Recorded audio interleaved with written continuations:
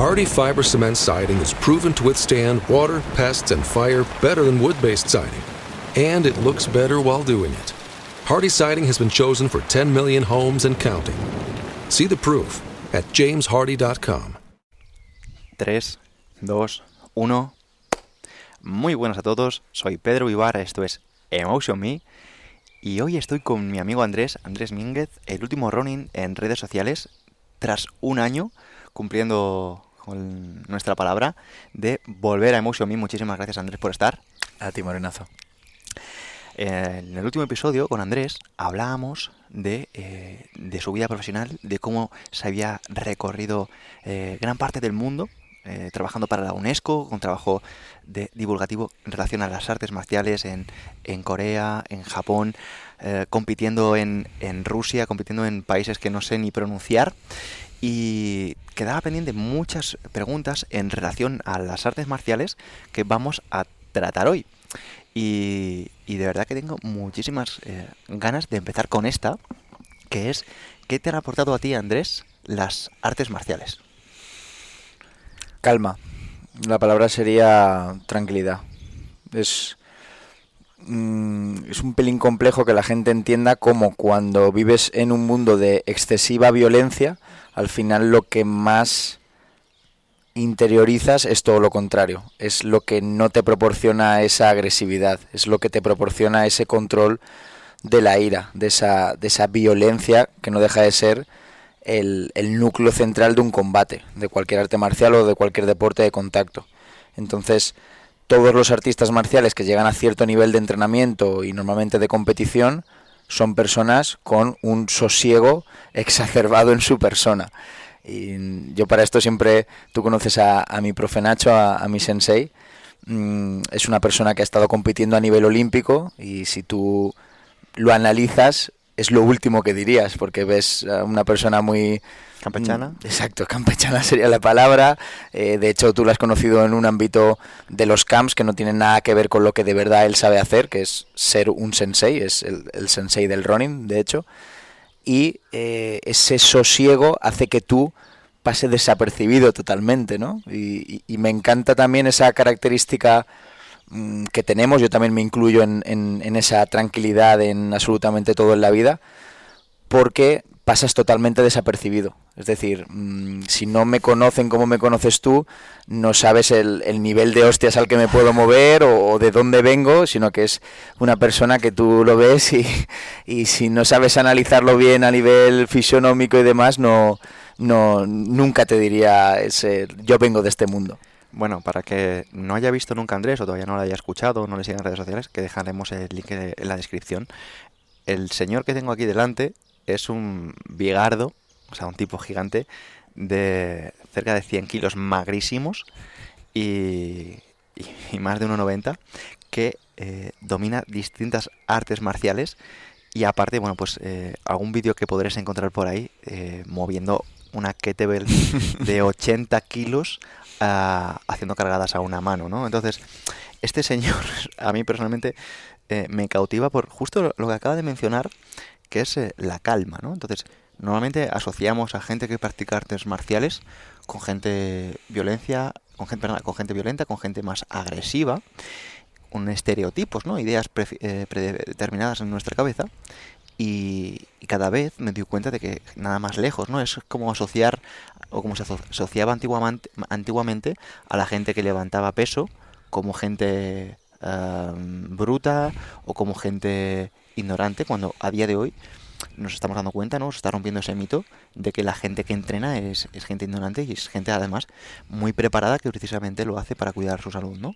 Pues concretamente tú lo que transmites es esa calma y esa forma de decir no necesito demostrar nada, ¿no? Y eso, tío, a mí me fascina porque creo que podría aportar mucho a personas que estén más nerviosas o que vivan con más estrés, y me gustaría que desarrollaras esta parte, ¿no? Que hablaras un poco de desde cuándo te empieza a aportar a ti la calma, cuándo empiezas a sentir que puede ser peligroso, o sea, que me hables un poquito de esto. Claro, de hecho has dado la clave cuando dices que no tengo que demostrar nada. yo creo que ese es el instante en el que un artista marcial de verdad empieza a transmitir esa calma. No tienes que demostrar nada porque te has trabajado tanto el ego a base de recibir hostias que tú mismo te lo has demostrado todo a ti mismo, ya que has vivido muchas circunstancias en la que has sufrido, en la que te has superado, en la que te han pegado más de la cuenta y te has ido magullado a casa, en la que no confiabas en tus capacidades y de repente has salido victorioso de un combate que a priori era muy complejo. Todo eso hace que a una edad muy temprana trabajes muchísimo tu ego. Y llega un momento, también a una edad bastante temprana, que el deportista de élite se da cuenta que no tiene que demostrar nada a nadie, y más en un deporte de contacto, que nunca vas a llegar a vivir de él, a no ser que seas una superestrella, por supuesto. Pero al final te das cuenta que con lo único que estás jugando es contigo mismo, y con generarte experiencias que el día de mañana te hagan de verdad revivir una y otra vez ese pedazo deportista y ese camino que tuviste en su día. Y es en ese instante, cuando eres consciente de eso, cuando de verdad todo tú eres calma, porque sabes que has cogido el camino correcto, que es el camino marcial, que es el camino del bushido, que traducido sería el camino del guerrero, que ahora de hecho, Pedro, me gustaría profundizar por ahí. Pero es en ese instante, en el instante en el que te has trabajado tanto a nivel personal, que lo único que puedes transmitir es ese sosiego que has encontrado en ti mismo. Mira, ahora que mencionas eso, me viene a la mente un artista marcial también, que es Bruce Lee. En una entrevista le preguntaban que qué buscaban sus discípulos cuando iban a pelear artes marciales, ¿no? Y él respondía, pues justo lo que acabas de responder tú, que es como ese autoconocimiento, esa práctica de quiero saber cómo voy a responder cuando me enfrente a una situación, ¿no? Entonces, en lugar de pensar en cómo se puede decir, no, pues darle de hostias a alguien, pues hacer daño, pues defenderme, pues yo creo que acabas gestionando, teniendo esas herramientas, acabas de gestionar tus miedos, porque te sientes más seguro, tu rabia, porque sabes que podrías hacer daño a alguien y arrepentirte después. Al final, creo que las artes marciales, o en tu caso, como lo estás llevando, es una forma de aumentar el autoconocimiento, ¿no? Esa búsqueda de conocernos a uno mismo. Y también una pregunta que se quedó en el tintero, que me gustaría que me respondieras, es que ¿cuál es el arte marcial que tú consideras que es más peligroso? Qué buena. Mira, te voy a responder a las dos, porque antes el comentario que has hecho de Bruce Lee, la verdad es que es mágico para mí. Autoconocimiento es lo que te dan las artes marciales, porque al final las artes marciales es un camino espiritual. Lo que pasa es que la gente se queda con las hostias de las artes marciales. Pero es que el verdadero artista marcial es un monje. Es un puñetero monje que ha decidido tener una vida totalmente ajena a la sociedad que le ha tocado vivir. Pues imaginaros el samurái de hace 1500 años, decidió vivir ajeno a lo que sería ser un ciudadano civil y convertirse en un monje. Es decir, está claro que es una persona que tenía dotes para matarte en cualquier momento con un arco, con una katana, con el wakizashi o con un dedo, con lo que quisiera. Pero hasta que llegó ese punto, ese tío había estudiado a Confucio, había estudiado el budismo en todas sus ramificaciones, había estudiado caligrafía, historia, había estudiado cómo suicidarse. O sea, los samuráis iban a la escuela, ingresaban a la escuela a los 8 años más o menos, y tenían diferentes asignaturas, y una de ellas era el suicidio ritual. El seppuku. Correcto, el seppuku, la gente lo puede conocer como el harakiri, correctamente es el seppuku. O sea, estamos hablando de una peña que ha aprendido a quitarse la vida en el momento decidan. Es que me parece el siguiente nivel de educación. Tenían una piscina, Pedro, las primeras piscinas de Japón estaban en las escuelas de los samuráis. Al principio les enseñaban a nadar, por si en alguna guerra tenían que cruzar un río, imagínate. Cuando sabían nadar, les ponían una armadura, la armadura del samurái pesaba unos 20-25 kilos, y les decían, ahora nada, chaval, ahora es cuando tienes que aprender a nadar. Pero es que cuando sabían nadar con una armadura, les subían encima de un caballo, les enseñaban un arte marcial que consistía en galopar, soltar las riendas y realizar tiro con arco. Cuando esto ya lo tenían dominado, los metían con el caballo y la armadura a la piscina. Y les decía, ahora que el caballo no toca, nada, saca el caballo de ahí, salva tu montura, sal de aquí y continúa luchando. O sea, es que me parece flipante la forma que tienen de progreso a nivel de entrenamiento y sobre todo... Sobrecarga progresiva. No, totalmente. Y mira de la época que estamos hablando. Pero sobre todo a nivel intelectual y a nivel espiritual. Es decir, cómo los formaban. Eran monjes, eran monjes tal cual. Y es algo que de forma intrínseca las artes marciales tradicionales llevan dentro. Se trabaja tanto la parte física y mental como la parte espiritual. De hecho, por ejemplo, el Aikido, para que la gente lo entienda, la traducción literal sería el camino de la paz.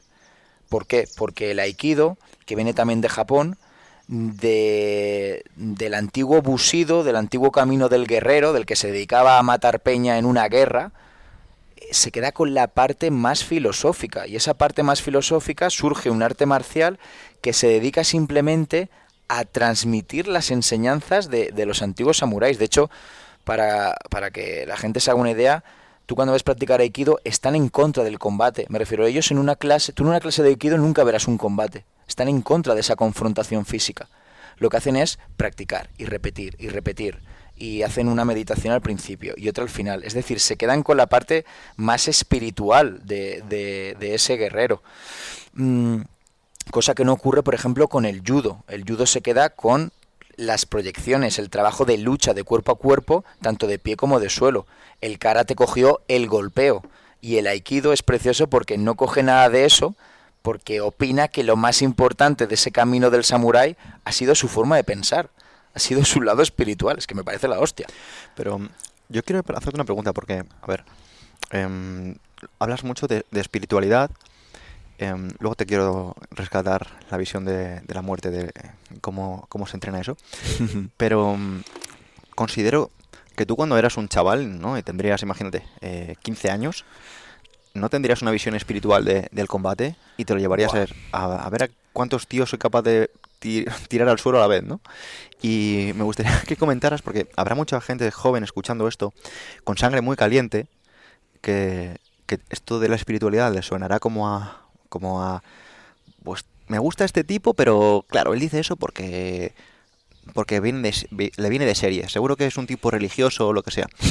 Y me gustaría conocerlo porque realmente no lo sé. No sé cuándo te dio a ti por pensar así y que me contaras cómo fue tu camino. Mira, respuesta rápida. Yo con 15 años me dedicaba a sobrevivir entrenando. Es que acabas de decirme la edad y me ha entrado como cierta agonía recordándome esa etapa de mi vida. Yo con 15 años ya medía 1,90 m, pero pesaba 70 kilos, es decir, era un espagueti. De hecho, mi apodo en el gimnasio era Alambrijo, para que la gente se sitúe.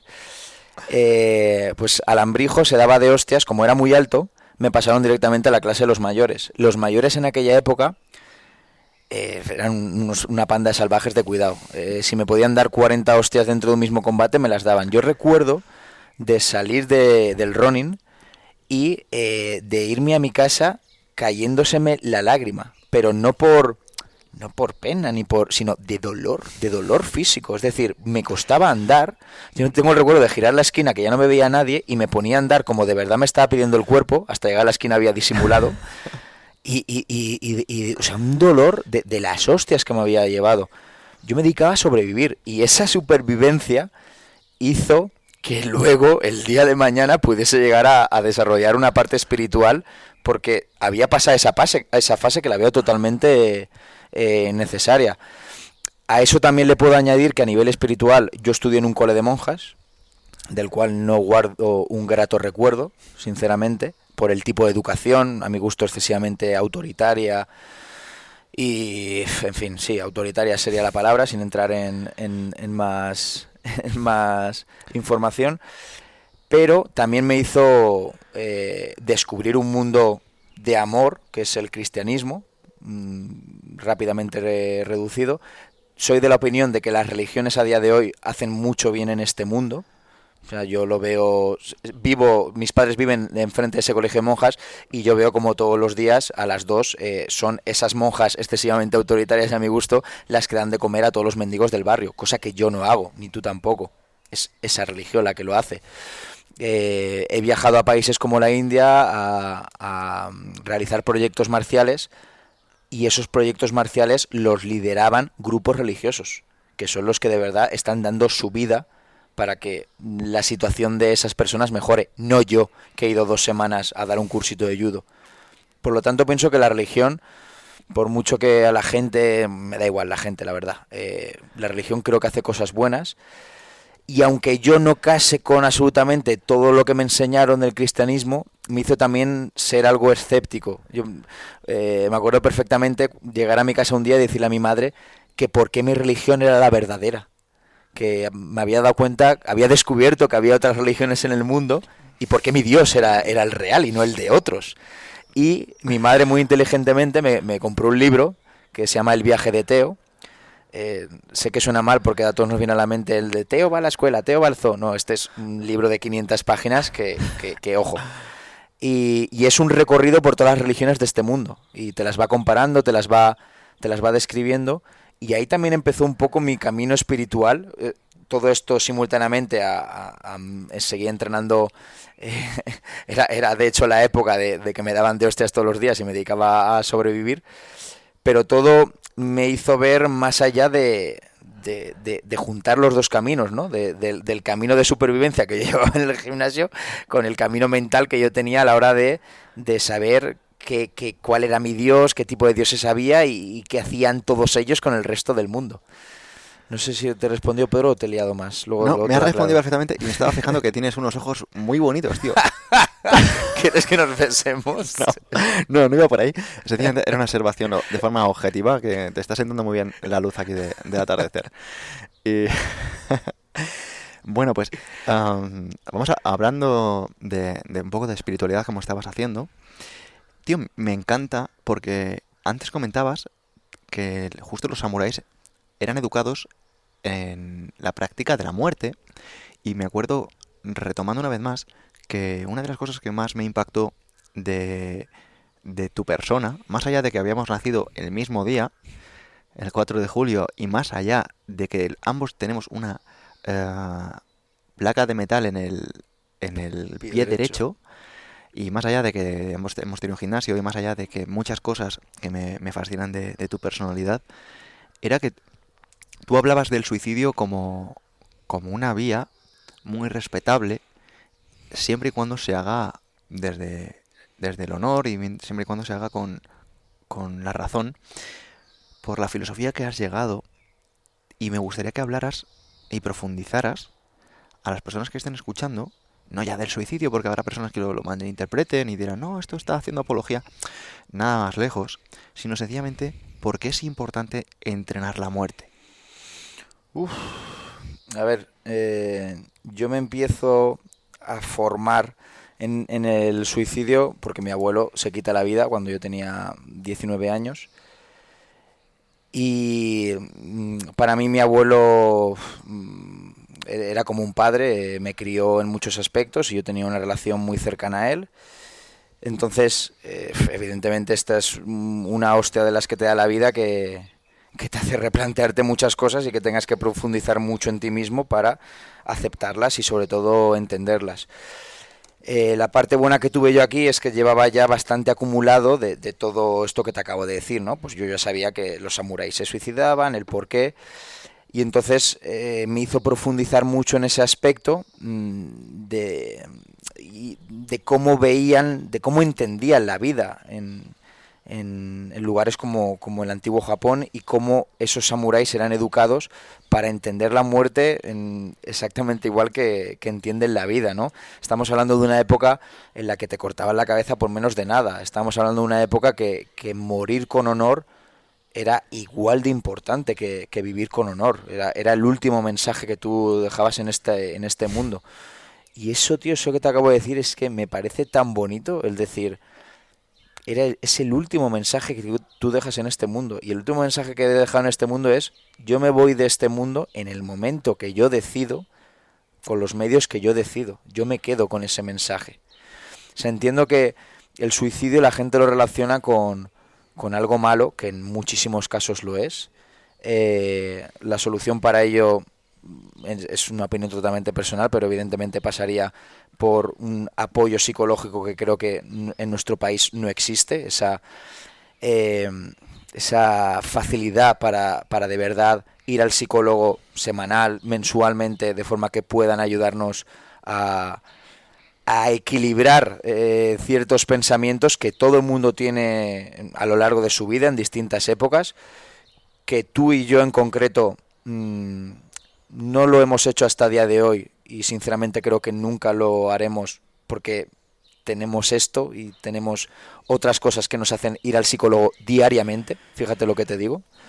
Si la gente hubiese escuchado simplemente las 4 horas de conversación previas a este podcast, eso para mí es ir al psicólogo. No necesito nada más para entender muchas de las cosas que me suceden.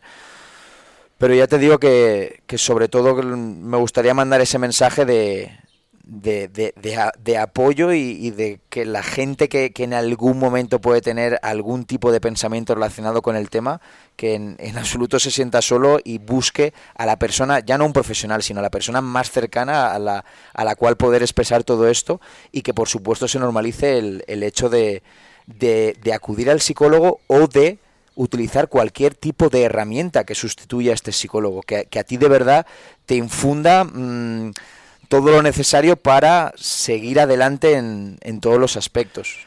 Pues mira, tío, hablando justo de esto, yo he tenido pensamientos suicidas, evidentemente no ahora, por pérdida del sentido de vida, ¿no? O sea, yo he tenido, cuando estuve con el tema de mi accidente, tuve una estenosis grave, estaba pues muy limitado, y yo me decía a mí mismo, pero si ya has vivido la vida que querías vivir, ¿para qué vas a vivir más, no? Y me vinieron a la mente la eutanasia que significa básicamente una muerte buena, porque al final debemos entender que no es siempre la muerte algo malo. Mira, Emilio Duro expresó una vez que la muerte es el mejor invento de la naturaleza, precisamente porque se lleva lo viejo, o lo que ya está pues, terminando, para dejar espacio a lo nuevo. Y estoy completamente de acuerdo. Y en cuanto a lo que me comentabas del apoyo psicológico, mira, a mí lo que me ayudó en muchas ocasiones, y te estoy hablando ya no cuando tuve el accidente, sino cuando a lo mejor he tenido pérdidas del sentido, ¿no? De esto de que dices, ¿y ahora qué? ¿No? Porque supone que ya has cumplido todos tus estándares, has cumplido tus objetivos. Y yo decía, ¿y ahora qué? ¿Y ahora qué vas a hacer? ¿La vida qué sentido tiene? ¿A dónde vas? Y a mí me ayudó mucho verbalizarlo, compartirlo con amigos, y ya no soy solo yo quien lo ha compartido, a mí me lo han compartido amigos cercanos, que ellos habían perdido el sentido a la vida, que no tenían ilusión por levantarse por la mañana, porque sabían un poco más o menos qué se van a encontrar, y que no había ese misterio y esa ilusión que realmente les merecía el esfuerzo, ¿no? Y cuando lo hablas, cuando lo verbalizas y te sientes comprendido, te sientes entendido, que yo creo que es precisamente lo que te va a ayudar a un profesional de la salud mental, que es sencillamente hacerte ese acompañamiento y sentir que lo que te pasa no es algo tan raro, sino que es algo muy, muy normal, te vas a sentirte apoyado, ¿no?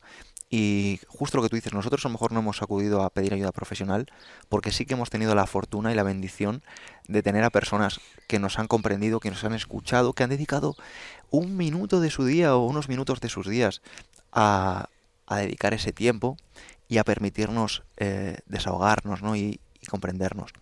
Y te diré una cosa en cuanto a lo que has comentado de la eutanasia, la muerte buena, el suicidio, el fin.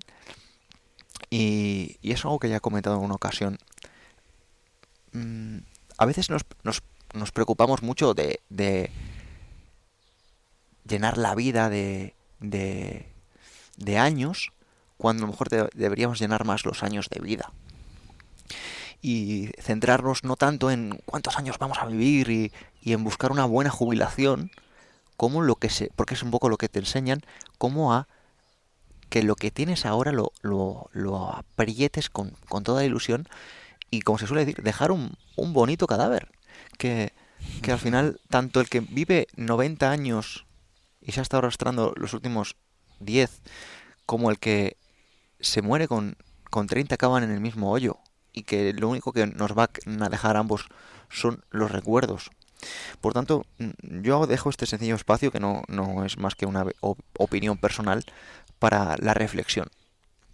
Y algo que me gustaría hilar, porque me consta que eres un estudioso no solo de las artes marciales, sino que precisamente, de hecho, arte marcial viene del arte de la guerra, ¿no? Que lo expresaste genial en nuestra última conversación. Y me gustaría rescatar la relación que tiene los artes marciales con el arte de la guerra y con esta filosofía antigua que parece como que se dejan únicamente para la guerra, ¿no? Para, digamos, lo que es la milicia. Y que comentaras cómo lo aterrizas tú para tu día a día. Hostia, es que aún estoy en la conversación de antes, Pedro. Pues lo que te nazca, ¿eh? O sea, Sí, lo voy a hacer, pero... Y luego te lo hilaré con esto. Además te contestaré a la pregunta de antes, que no lo he contestado, de el arte marcial más mortífera de todos los tiempos. Respecto a lo que decías de darle vida a los años, yo siempre he tenido un amigo, se llamaba Quique, y yo con Quique y su tío, que era bombero, sigue siendo bombero, Tony, hacíamos muchas excursiones. A mí, ya sabes, el estilo de vida que me gusta, y fue con mi amigo con quien empecé este camino. Hacíamos muchas excursiones, nos íbamos a pescar, en fin, orientación, un poco de todo. Teníamos 18 años y Quique me propone hacer el Camino de Santiago. Hostia, me pareció un planazo. Le decía, ¡buah! Ahí los dos, tal, explorando, solos, orientándonos. Yo ese año suspendí todas, creo que era mi primer año de carrera, si no recuerdo mal. Total, que me quedé todo el año castigado estudiando y currando y entrenando, pero no fui al Camino de Santiago. Mi amigo Quique sí que se fue solo. Mi amigo Quique nunca volvió de ese camino. En un momento dado, pues se despeñó por un barranco. Esta fue la primera gran hostia relacionada con la muerte que tuve en su día, que evidentemente pues hubo mucho trabajo detrás, sobre todo por saber que yo podía haber sido él, que éramos dos calcos a la hora de movernos por la montaña, ambos ya con cierta confianza en lo que hacíamos, y pues en un fallo hizo que ocurriese eso. Tanto eso como luego lo que ocurrió posteriormente al año siguiente, creo que fue con mi abuelo.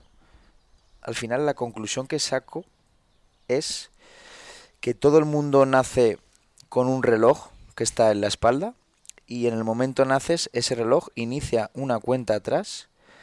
Esa cuenta atrás, a lo mejor nos queda, no sé, 10 días, a lo mejor palmamos mañana, a lo mejor nos quedan 100 años y somos la primera generación en sobrepasar los 130, no lo sé.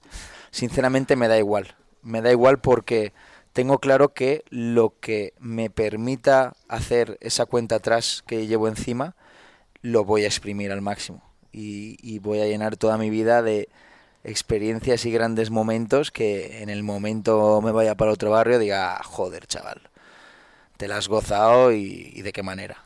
Entonces, con esto ya cierro el tema muerte, porque de aquí podríamos sacar otro rato. Simplemente he asentado las bases para posteriores capítulos. Retomo el arte marcial más mortífera, que te diría que es...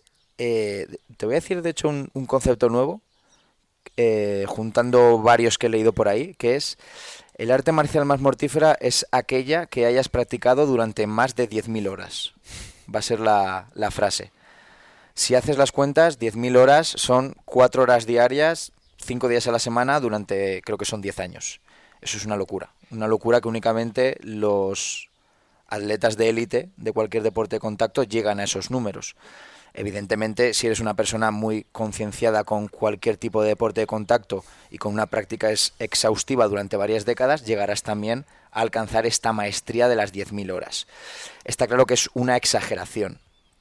Es decir, una persona que ha entrenado esas 10.000 horas de cualquier deporte de contacto, me da igual que sea boxeo, me da igual que sea judo, me da igual que sea lo que sea, va a tener una confianza en sí mismo bestial a la hora de resolver cualquier tipo de conflicto bélico, ¿no? De cualquier tipo de contienda.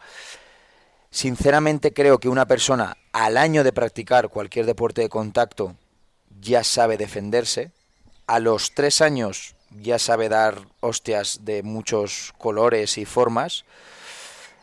A los 5 años ya es una persona muy trabajada a nivel marcial en todos los sentidos. Ya no solo ha perfeccionado el plano físico, sino que también empieza su camino espiritual, que es el verdadero camino marcial.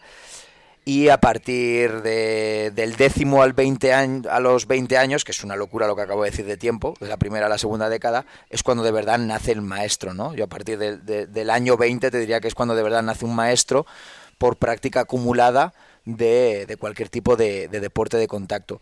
Y es súper curioso, la gente no conoce el significado del color de los cinturones. En artes marciales la gente sabe que empezamos por cinturón blanco, amarillo, tal, vamos evolucionando hasta el negro. Cuando llevas a negro eres maestro, vale. Aquí empieza el camino de los dan, es decir, yo soy tercer dan de judo. Yo cuando sea sexto dan de judo, como es Nacho mi sensei, seré cinturón blanco-rojo. ¿Y por qué blanco? Blanco-rojo significa que eres un gran maestro. El blanco lo que te está haciendo es decirte que estás volviendo a la pureza del inicio. O sea, que estás volviendo a tus inicios. Qué bonito.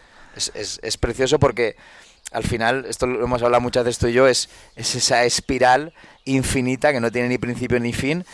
Y de hecho, conforme pasas de dan al séptimo, al octavo, lo que está haciendo es cada vez darle más protagonismo a ese blanco. De forma que el 12º dan, que nunca se ha alcanzado, simplemente por respeto a Jigoro Kano, que fue el fundador y fue el que tenía ese cinturón 12º de color púrpura blanquecino, lo que te recuerda es que después de una vida dedicada a, vuelves a empezar, no sabes nada, ¿sabes? Es como el camino infinito que nunca acabarás de recorrer. Y para mí es lo precioso que tienen las artes marciales, que por mucho que te consideres un maestro, un gran maestro, nunca vas a acabar de perfeccionarlas ni de conocerlas al máximo, nunca. Y por último, Pedro, y ya me callo. No, por favor. Es que aún no te he respondido cuál es el arte marcial más mortífera. Está claro que la que más practiques, me da igual que sea grappling o Brazilian, pero si te tengo que decir una, me quedaría con el Krav Maga. El Krav Maga es el arte de autodefensa del ejército israelita y es el único arte marcial actual que surge de verdad en un entorno de guerra. Es decir, el ejército de Israel, no voy a poner el contexto histórico, pero tiene una formación para dar muerte de forma sutil y no tan sutil con cualquier tipo de arma. Ya no estamos hablando de armas de fuego, sino que es un tipo de arte marcial que te prepara para utilizar cualquier objeto que tengas a tu lado, cualquier momento, cualquier distracción. Juegan mucho con el engaño, que si quieres ahora por ahí empezamos con el arte de la guerra. Pero al final lo que están haciendo es diferenciarse del resto de artes marciales que son antiguas, es decir, los deportes de contacto actuales, la mayoría de ellos se han deportivizado porque vienen de un arte marcial ancestral, es decir, de prácticas que hacían los samuráis. Esa práctica va evolucionando, en los momentos no había guerra, los samuráis tenían que seguir entrenando para seguir dando esas tortas.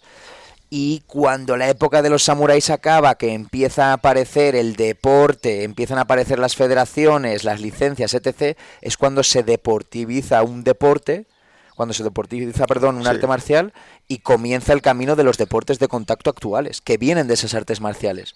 Pero lo que quiero decir es que son, digamos, enseñanzas antiguas, con todo lo bueno y malo que tiene una enseñanza antigua. En cambio, el Krav Maga es actual. Es generada en las últimas décadas pensando en ejércitos actuales, con la formación y armas actuales, simplemente para dar muerte al enemigo. Y se entrena de una forma muy sistemática, a mi modo de ver muy eficiente, y de hecho la defensa personal femenina nunca antes se había, digamos, estandarizado, y hace pocos años la Federación Española de Lucha lo hizo y creó una serie. Lo que hizo fue un copia y pega del resto de deportes de contacto. Cogió los cinturones y a partir de ahí tú vas pasando de cinturón hasta que eres cinturón negro de defensa personal femenina, yo hice esa formación y a lo mejor el 80% del sistema que utilizan es Krav Maga. Cogen lo mejor de cada uno de los deportes de contacto, pero de lo que más cogen es del Krav Maga, porque considero que a nivel tanto espacial como de psicología, como de afrontar cualquier tipo de conflicto, son los más realistas y los que más te preparan para de verdad una situación de riesgo real. Y con esto ya concluyo. Aunque el Krav Maga creo que sea la mejor opción, no hace falta que busquemos ese arte marcial en concreto para sentirnos armas devastadoras. Como bien he dicho antes, cualquier deporte de contacto que practiquemos de forma continuada, que genere adherencia en nosotros, que lo comprendamos como un juego en el cual nos lo pasamos bien y tenemos una buena tribu a nuestro lado, va a hacer que nosotros nos sintamos capaces de afrontar cualquier tipo de situación o de entorno conflictivo. Has comentado dos cosas con unas... te quiero resumir una cita de Bruce Lee que dice: temo no a quien conoce 1000 técnicas, sino a quien ha practicado 1000 veces una. Muy buena. Y luego, por otro lado, me surge una cuestión, porque justo este es un tema del que no tengo ni pajolera idea, que son la lucha, las artes marciales. No conozco más que lo poco que me contáis. Y es el tema del Krav Maga. Si nosotros, una vez que escuché que, por ejemplo, la UFC, que supone que es la principal liga del mundo de luchadores y tal, no hay luchadores de Krav Maga. Son todos como de Brazilian Jiu-Jitsu o de grappling o de sí, a lo mejor kickboxing y, ¿no? Y todas esas cosas. Y claro, me surge la duda, digo, pues si Krav Maga en este caso puede ser tan eficiente o lo que sea, ¿por qué no vemos ningún campeón del mundo de Krav Maga o de Aikido, por ejemplo? De Aikido no verás nunca ningún campeón del mundo. Muy buena pregunta. Te he dicho Krav Maga porque para mí es el arte marcial más mortífera. Es decir, es el sistema de preparación para dar muerte al oponente de forma más real. Si me preguntas cuál es el deporte de contacto más completo, te habría dicho las MMA. Para que la gente se sitúe, son las siglas de Mixed Martial Arts, artes marciales mixtas. Y simplemente lo que te dicen esas 3 letras es que es un compendio de todas las luchas habidas y por haber. Yo lo llevo practicando un par de años y la verdad es que es apasionante. O sea, me fascina, me ha abierto ahí un mundo que me ha explotado la cabeza, porque yo pensaba que sabía luchar, que sabía posicionarme en el suelo, que sabía golpear, pero claro, ahora hazlo todo a la vez. Es decir, los niveles de estrategia ya se disparan a otros mundos y evidentemente la UFC es el claro ejemplo que esa modalidad deportiva es la más completa que existe. Es también una opinión personal, al igual que el Krav Maga, pero considero que ese resumen marcial es perfecto. Ha cogido lo mejor del striking, que es el golpeo, lo mejor del wrestling, que es la lucha, lo mejor del grappling, que es el combate en el suelo. Y hemos visto cómo diferentes artistas marciales que venían del judo, del muay thai, de modalidades totalmente opuestas, han conseguido unir lo mejor de todas ellas para dar un espectáculo increíble, pero increíble. Pues me encantaría continuar, y para ello voy a hacer una pausa porque quiero tratar el tema del arte de la guerra de una forma individual a este episodio. Así que si quieres cerrar con alguna cosa antes de continuar, es el momento. Pues yo, como creo que cerré también la última vez, y dado el tema, me encantaría animar a la gente a que practicase cualquier tipo de deporte de contacto u arte marcial. Es decir, cualquier actividad que haya surgido, como hemos empezado este episodio, de un entorno de guerra, surgirá un arte marcial con toda la carga moral, con todos los valores que ello arrastra, con todo lo que implica un arte marcial, con todo el apartado espiritual que hablamos al principio. Entonces, tener en cuenta que las artes marciales están pensadas para que la gente encuentre un camino. De hecho, la definición de dojo es esa, el lugar en el que la gente encuentra su camino. Si estás buscando tu camino, sea cual sea, busca un arte marcial. Si lo que estás buscando es un deporte en el cual te machaque a nivel de intensidad, que tengas grandes sensaciones mentales, que a nivel fisiológico veas cómo progresas, que búscate un deporte de contacto, apúntate a boxeo, apúntate a grappling, búscate algo que esté cerca de tu casa, que genere, como he dicho antes, una adherencia en la práctica, que te produzca muchas adaptaciones fisiológicas y endorfinas, y te aseguro que también encontrarás un camino precioso. Pero son diferentes, es lo que quiero remarcar, que según el momento que estés en tu vida y según lo que quieras conseguir, apúntate una cosa o apúntate a otra, pero apúntate. Y estarás más calmado. Vamos a por la segunda parte. Muchas gracias, Andrés. A ti, chato.